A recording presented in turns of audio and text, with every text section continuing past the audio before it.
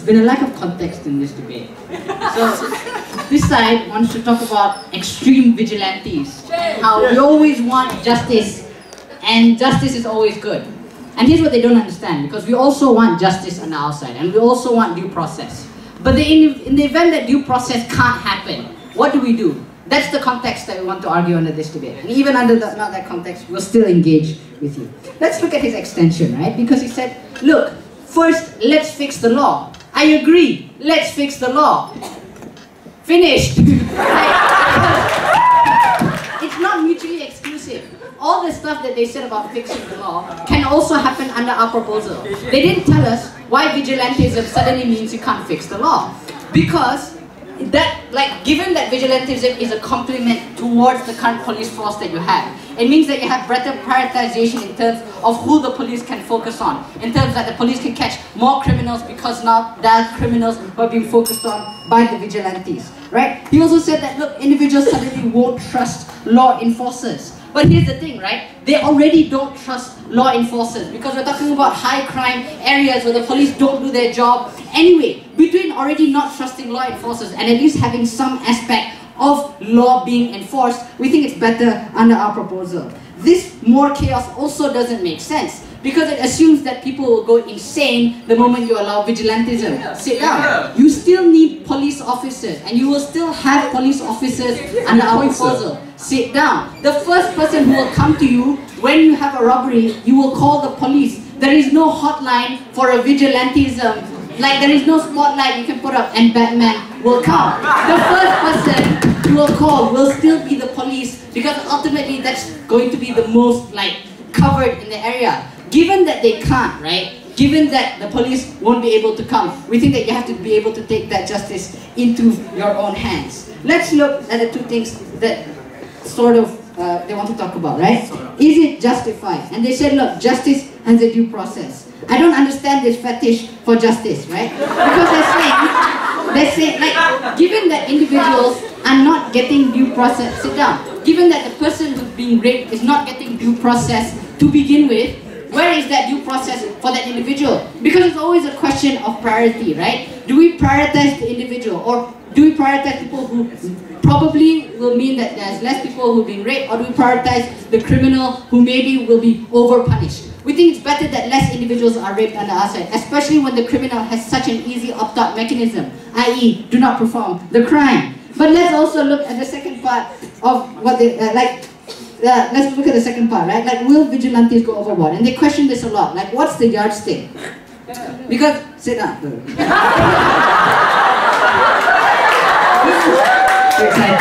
Okay, look, it doesn't mean that people will go around killing each other, because vigilantism and crime are separate, distinct legal concepts to begin with, right?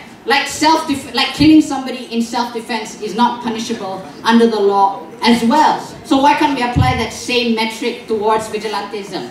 If you have vigilance, or if you commit a murder under the pretense that a person committed something against you or committed murder against your family member, we think the laws can also take that into account. But even then, sit down, you never told us why it's better under your proposal. But let's even characterize vigilantism, right? Because vigilantism occurs, the people who are doing vigilantism are you and me, right? They're not police officers. That means they're sacrificing their livelihood, they're sacrificing, or they're putting a huge risk at themselves to go out and do these things. That means they have better make sure there's a good reason that they're doing this. It doesn't mean, given the fact that there's so many disincentives to be a vigilante because you're putting yourself at risk, you don't have training, you're probably going to be fighting against mad criminals. That means most vigilantes will have a very good reason. We don't think that chaos occurs under your proposal. Before that, yes. Yes, sir. First of all, the idea you said just now about them thinking that this is such a huge burden to them is first of all a very huge assumption that is not going to happen on a regular basis. Second of all, you question my extension on propagating more chaos. As how you said, if a person murders a murderer, wouldn't that the family members of that murderer will come and then murder you again? Then the cycle just keeps on happening. Yeah, but here's what you don't remember under your proposal. People don't want to get murdered. Which means that the murder won't happen in the first place. Okay? No, okay, but even more than that. Assume that a murder happens under your proposal and that family member murders another one and then it keeps on going like forever, right? We think that that won't happen because like people just don't want to get murdered. It's like it's a scenario where nobody wants to get murdered, therefore nobody murders. Okay. Let's go on to the next proposal. Okay. So they also told us, look, we want to protect these criminals, right? Because they have lighter punishment and plea bargaining and all that stuff.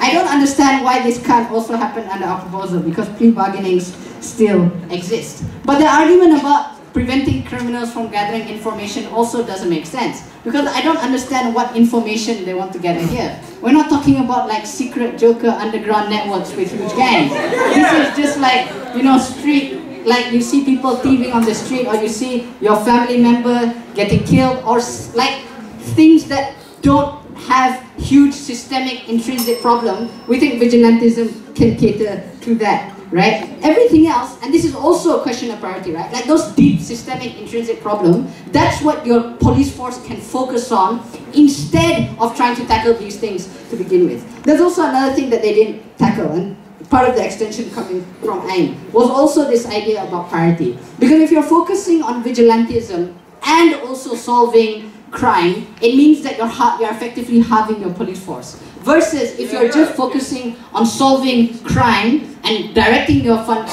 towards solving more crime, then you have 100% on the police force. Ultimately, I think the problems under their side is that they're not taking things into context. Given that rapes and murders and steals, theft is still happening, then how do we best combat that? Because we proved and they conceded that at least under our proposal, there will be less thieves and murderers, etc., etc. We think given that the state has failed to protect these individuals, then we should let those individuals protect themselves.